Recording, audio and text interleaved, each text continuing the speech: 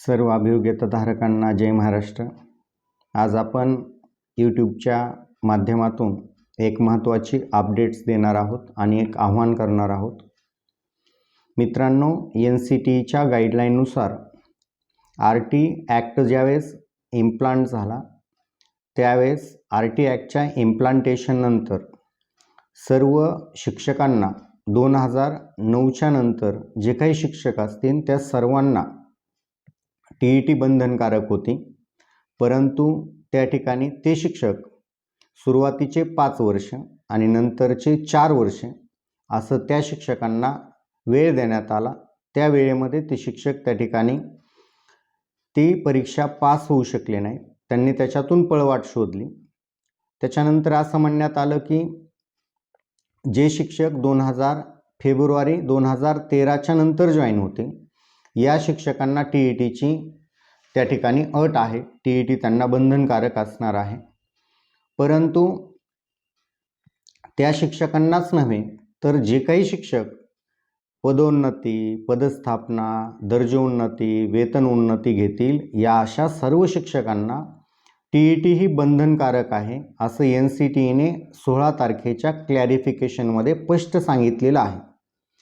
हे सांगितलेलं असताना देखील आपले जे कक्ष अधिकारी आहेत दत्तात्रय शिंदे यांनी वरच्या स्तरावरून त्या ठिकाणी मार्गदर्शन मागवलं आणि त्या मार्गदर्शनामध्ये दत्तात्रय शिंदे असं म्हणतात की पदोन्नती देण्यासाठी या शिक्षकांना TETची अट शिथिल करण्यात यावी अशी आमची धारणा आहे।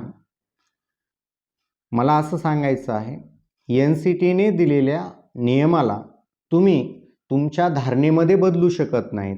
तुमची धारणा काही पण असू शकते। कदाचित आम्ही असं म्हणू शकतो की आमची धारणा अशी आहे की आम्हाला काहीच न पाहता, कुठलंही क्वालिफिकेशन न पाहता डायरेक्ट जे काही आमचे 10वीचे 12वीचे DEDचे जे काही गुण असतील त्याच्या आधारे जॉईनिंग करा। तुम्ही ते ऐकणार आहात का? नाही। मग ते जे काही नियमावली बनवलेली आहे त्या नियमावली तुम्ही का पायदळी तुडवताय? यामध्ये सुशिक्षित बेरोजगार जे मुलं आहेत त्यांच्या पोटावर पाय देताय तुम्ही। यामुळं जे काही भविष्यात घडणारी जी उज्ज्वल पिढी असणार आहे त्या उज्ज्वल पिढीला तुम्ही बर्बाद करताय। देशाचं त्या ठिकाणी भवितव्य तुम्ही ढासळण्याचं काम करताय।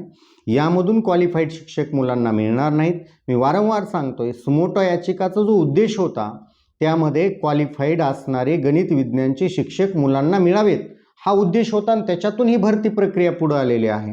आणि त्या भरती प्रक्रियेतला तुम्ही त्या ठिकाणी कुठतरी पळवाट शोधून त्या ठिकाणी त्या अभियोग्यताधारकांवरती अन्याय करण्याचा प्रयत्न करताय। केवळ त्या ठिकाणी तुमच्याकडे पात्रता नसताना तुम्ही प्रमोशन स्वीकारताय, हे कितपत योग्य आहे? मला सांगायचं हे आहे, बरं ठीक आहे, हे गणित विज्ञान पुरतं मर्यादित होतं। आता याच्यामध्ये अजून त्यांनी विस्फोट केलेला आहे। याच्यातून यांनी पळवाट शोधली। जे सोशल सायन्स, भाषा हे जे विषयाचे अभियोग्यताधारक असतील यांना माझे हात जोडून विनंती, मित्रांनो, तुम्हाला जर वाटत असेल की आम्ही त्या ठिकाणी जॉईन होणार आहेत, तुम्ही जॉईन होणार नाहीत। आता त्या ठिकाणी येणाऱ्या ज्या संभाव्य जागा होत्या त्या संभाव्य जागा देखील यांनी पदोन्नतीने भरल्यात।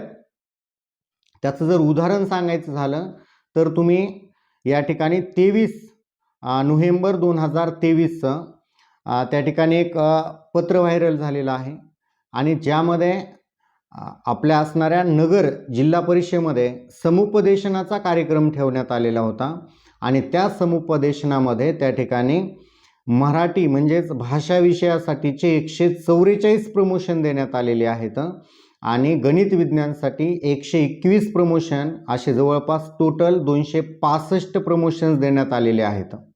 हा कुठतरी अन्याय आहे मित्रांनो।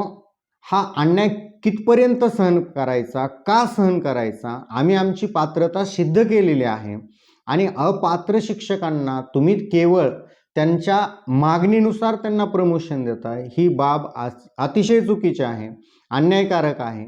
याच्या बाबतीत मुलं यापर्यंत थांबणार नाही आहेत। मुलं या ठिकाणी सर्वांना माहीत आहे,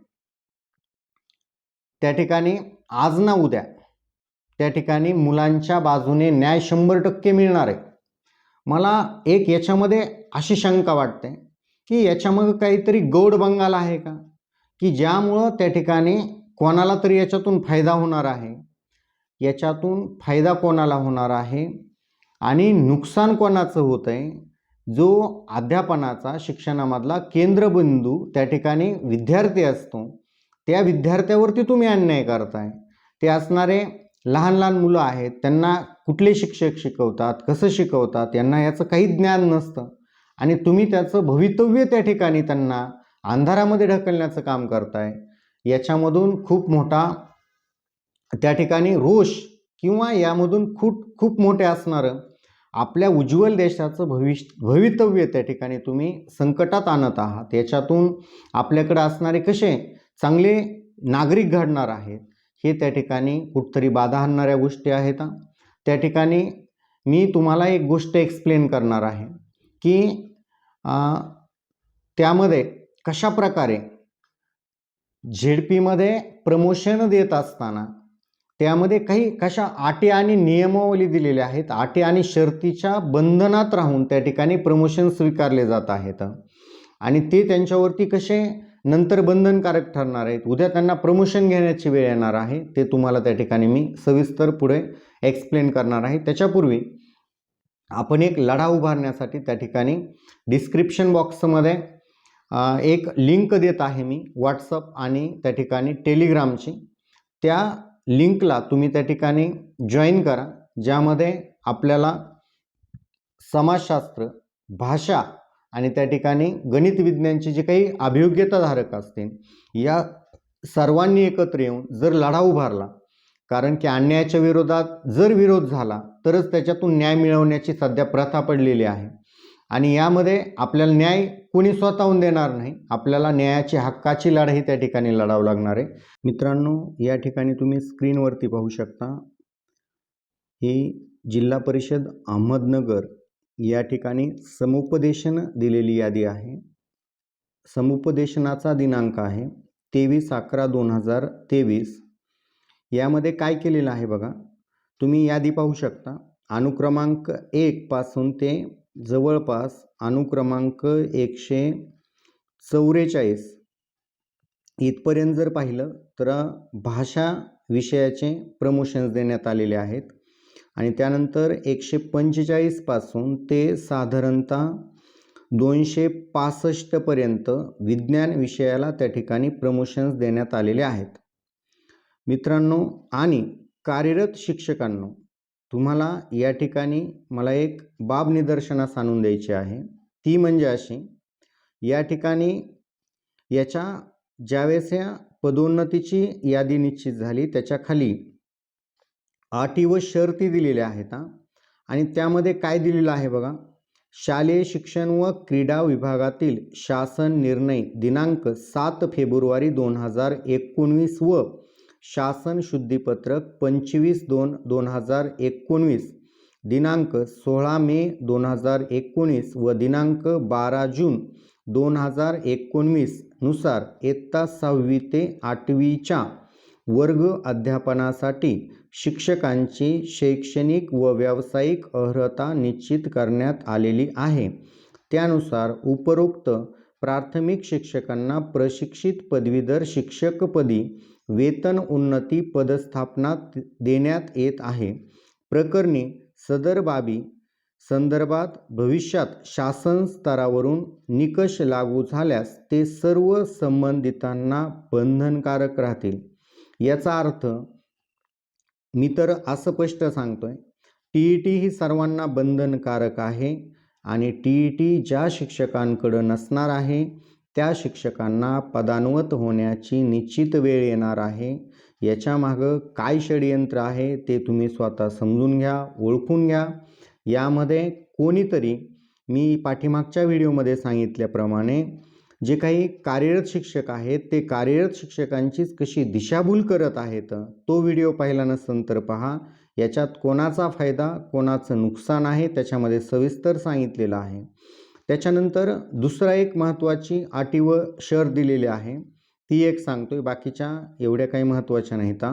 शालेय शिक्षण व क्रीडा विभागातील शासनपत्र 25 ऑक्टोबर 2023 नुसार दिनांक 13/2/2013 पूर्वीची शिक्षकांची नियुक्ती असल्यास त्यांना पदवीधर प्रशिक्षित पदी वेतन उन्नती देताना पात्रता परीक्षा TET ही अट शिथिल असल्याने त्या अटीस अधीन राहून सदरची वेतन उन्नती देण्यात येत आहे. आणि हे खूप महत्त्वाचं आहे, प्रकरणी सदर बाबी संदर्भात भविष्यात शासन स्तरावरून सुधारित निकष लागू झाल्यास ते सर्व संबंधितांना बंधनकारक राहतील आणि हे बंधनकारक होणारच आहेत.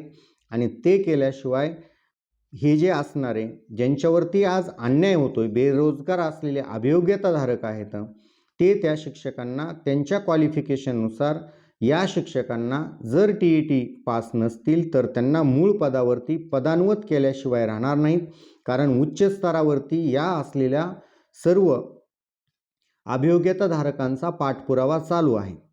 इव्हन हे असलेले अभियोग्यताधारक या सर्व गोष्टींना माननीय उच्च न्यायालय किंवा सर्वोच्च न्यायालय या सर्व ठिकाणी पाठपुरावा करणार आहेत. त्यामध्ये याचिका दाखल करणार आहेत. आणि आज जरी या मुलांना शिक्षक भरतीपासून तुमच्यामुळे वंचित राहावं लागलं तरी भविष्यात तुम्हाला सुद्धा यामुळे पदान्वत होण्याची वेळ त्या ठिकाणी येणार आहे.